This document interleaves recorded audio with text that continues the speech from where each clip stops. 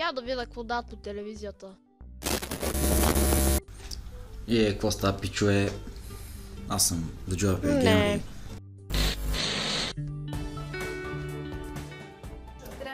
Здравейте, тук ли е?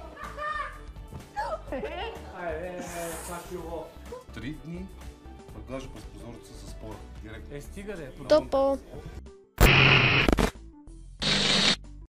Искате ли ново яке? Не. Радвам се да го чуя. Здравейте, аз съм обикновен търговец и съм тук да ви представя новото яке. Това яке е направено по специален дизайн, произведен в Китай. Това яке е направено от конска кожа, принесена с косъм от разгонена невестулка. Вътрешната страна на якето е изцяло направена от космите на топките на оператора. Питате откъде знам ли?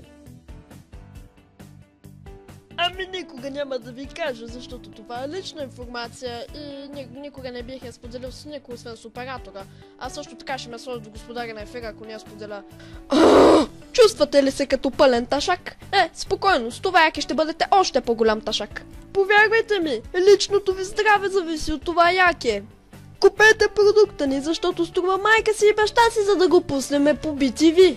Мамка му, ако някой не купи шибаното яке, клипа където лапам ще бъде качен в YouTube. Фак, моля ви се, купете якето! Бащино софтуер се приема внимание. Якето може да предизвика странични ефекти като гадане, повръщане и разстройство, хрема, диария и други неща, които още не са известни на науката. Какво подя...